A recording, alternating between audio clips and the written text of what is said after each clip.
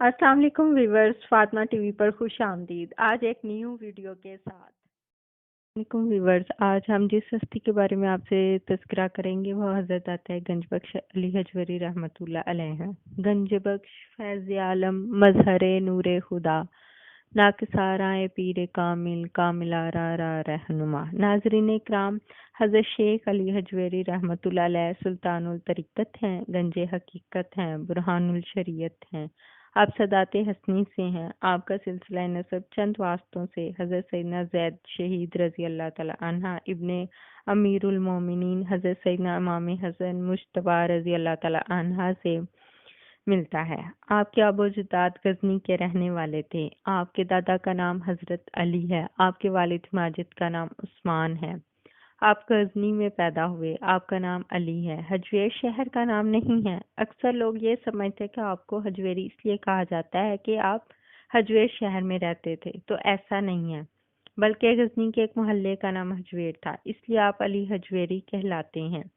آپ کی کنیت ابو الحسن ہے۔ آپ داتا گنج بخش کے لقب سے پکارے جاتے ہیں۔ آپ کو داتا گنج بخش کیوں کہا جاتا ہے؟ اس کی وجہ تسمیہ کچھ یہ ہے کہ خواجہ خواجگان حضرت خواجہ معین الدین چشتی رحمۃ اللہ علیہ جب لاہور میں رونق افروز ہوئے تو آپ کے مزار مبارک پر اعتکاف فرمایا۔ چلتے وقت حضرت خواجہ غریب نواز نے یہ شعر پڑھا: گنج بخش فیض عالم مظہر نور خدا، ناکساراں پیر کامل کاملہ را رہنما۔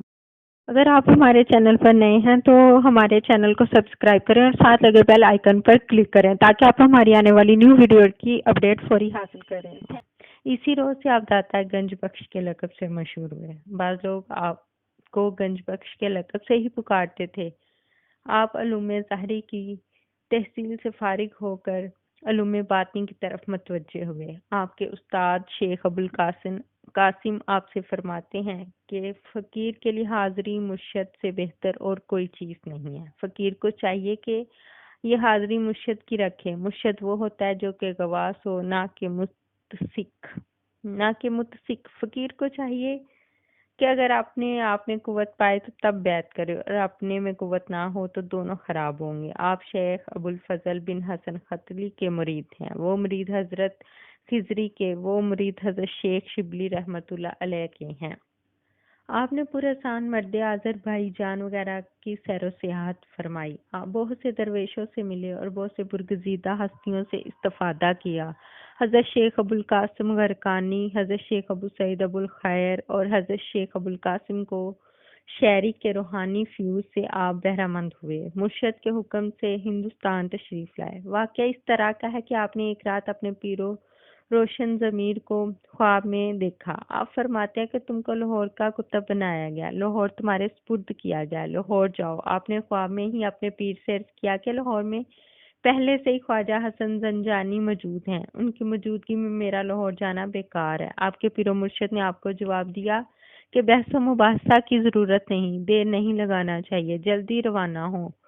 حکم پاتے ہی لاہور روانہ ہوئے، اور بعض لوگوں کا خیال ہے کہ آپ سلطان مسعود بن سلطان محمود غزنوی کے لشکر کے ساتھ ہندوستان تشریف لائے، اور بعض لوگوں اس سے متفق نہیں۔ ان کا کہنا ہے کہ آپ شیخ احمد جمادی سرخسی اور شیخ ابو سعید حجویری کے ہمراہ ہندوستان تشریف لائے۔ لاہور پہنچ کر رات ہو جانے کی وجہ سے آپ شہر سے باہر قیام فرمایا۔ صبح کو جب شہر میں داخل ہوتے ایک جنازہ آتے دیکھا۔ دریافت کرنے پر آپ کو معلوم ہوا کہ حضرت شیخ حسن زنجانی کا انتقال ہو چکا ہے۔ اب آپ کو معلوم ہوا کہ پیر و مرشد کے فرمان میں کیا مصلحت تھی۔ آپ نے لاہور میں مستقل سکونت اختیار فرمائی، تعلیم و تلقین اور رشد و ہدایت میں مشغول ہوئے۔ آپ نے سن 465 ہجری میں اس جہان فانی سے سفر دارالآخرت فرمایا۔ بعض کے نزدیک آپ کا وصال 456 میں ہوا۔ مزار کا پور انور لاہور میں فیوز و برکات کا سرچشمہ ہے۔ آپ قطب زمانہ تھے، ذکر و فکر، مراقبہ و محاسبہ اور عبادت و ریاضت میں مشغول رہتے تھے۔ دنیاوی علائشوں سے پاک و صاف تھے۔ آپ کی ذات و صفات سے بہت سے بندگان خدا کو فیض پہنچا۔ آپ کے ایک عالم تھے، آپ نے بہت سی کتابیں بھی لکھی۔ آپ کی مشہور و معروف کتب میں منہاج الدین، البیان، کشف المحبوب، کشف الاسرار مشہور المعروف ہیں۔ محترم ناظرین، اب ہم آپ کے سامنے حضرت عطا علی حجویری کی چند کرامات آپ کے سامنے پیش کرتے ہیں۔ حضرت علی حجویری کے حالات میں مذکور ہے کہ رائے راجو نے کس طرح اسلام قبول کیا۔ وہ اپنی مثال آپ ہیں۔ واقعہ کچھ اس طرح سے کہ ایک روز ایک بوڑھی عورت اس طرف سے گزر جس کے سر پر دودھ کا مٹکا رکھا ہوا تھا۔ آپ نے اس عورت کو بلا کر کہا، اس دودھ کی قیمت لے لو اور یہ دودھ ہمیں دے دو۔ اس عورت نے جواب دیا، یہ دودھ میں نہیں دے سکتی، کیونکہ یہ دودھ ہم کو مجبوراً رائے راجو جوگی کو دینا پڑتا ہے۔ اگر نہ دے تو اس کا یہ اثر ہوتا ہے کہ جانوروں کے تھنوں سے بجائے دودھ کے خون نکلنے لگتا ہے۔ آپ اس عورت کی بات سن کر مسکرائے اور فرمایا، اگر تم یہ دودھ ہمیں دے دو گی تو اللہ تعالیٰ کے فضل سے تمہاری گائیں بہت زیادہ دودھ دیں گی اور جانوروں پر بھی کوئی اثر نہیں ہوگا۔ چنانچہ اس عورت نے آپ کو دودھ دے دیا۔ آپ نے اس دودھ میں سے تھوڑا سا پی لیا اور باقی دودھ دریا میں پھینک دیا۔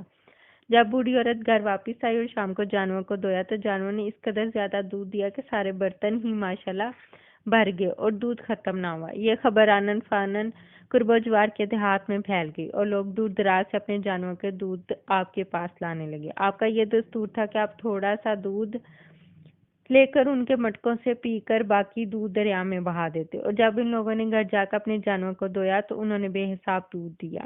اس کرامت کا یہ نتیجہ ہوا کہ اب کوئی بھی دودھ والا اب رائے راجو کی طرف رخ نہیں کرتا تھا اور لوگ آپ کے پاس جوک در جوک آنے لگے۔ رائے راجو کو جب اس بات کا علم ہوا تو وہ بہت پریشان ہو رہا اور آپ کی خدمت میں آ کر کہنے لگا، دودھ تو آپ نے ہمارا بند کروا دیا ہے، اب میں آپ کا کوئی اور کمال دیکھنے آیا ہوں۔ آپ نے فرمایا، میں کوئی جادوگر نہیں کہ تمہیں کوئی کمال دکھا سکوں، میں تو ایک عاجز و مجبور انسان ہوں۔ باقی اگر تم میں کوئی کمال ہے تو تم دکھاؤ۔ چونکہ اس جوگی نے بڑی بڑی ریاستیں کی تھی اور مجاہدے عمل کیے تھے، وہ آپ کے سامنے ہوا میں اڑنے لگا۔ جب وہ ہوا میں اڑ رہا تھا تو آپ نے اپنی جوتی مبارک اس کی طرف پھینک دی، چنانچہ وہ جوتیاں اس کے سر پر پڑنے لگیں۔ جب حق کے سامنے باطل کی کوئی پیش نہ کی گئی تو اس نے آپ کی خدمت میں حاضر ہو کر معافی مانگی اور اسلام قبول کیا اور آپ کے دستے حق پرست پر بیعت ہو گیا۔ اس بیعت کے بعد آپ اس کی باطنی اور روحانی اصلاح فرماتے رہے۔ قبول اسلام اور حضرت علی حجویری رحمۃ اللہ سے تربیت پانے کے بعد رائے راجو تاریخ صوفیہ میں حضرت شیخ ہندی کے نام سے مشہور ہوئے۔ یہ واقعہ تذکرہ اولیاء پاکستان سے لیا گیا اور ہو بہو آپ کے سامنے نقل کیا گیا ہے۔ ناظرین اکرام، لاہور میں سکونت اختیار کرنے کے بعد آپ نے ایک مسجد تعمیر کروانا شروع کی۔ مسجد کی سمت قبلہ رو نہ ہونے کی وجہ سے وہاں کے علماء نے اعتراض کیا۔ آپ نے کسی کے اعتراض کا جواب نہ دیا۔ اس مسجد کے محراب جنوب کی طرف معلوم ہوتی تھی۔ مسجد کی تعمیر کا کام ہوتا رہا۔ جب مسجد بن کر تیار ہو گئی تو آپ نے علماء مشائخ کو بلایا، آپ کی امامت میں نماز پڑھ لی۔ جب نماز پڑھ لی تو آپ نے حاضرین سے فرمایا، ذرا غور کریے کہ کعبہ کس طرف واقع ہے۔ آپ نے توجہ فرمائی، حجابات اٹھ گئے، سب نے دیکھا کہ کعبہ سامنے ہے اور مسجد کی سمت بھی صحیح معلوم ہوتی ہے۔ ماشاءاللہ۔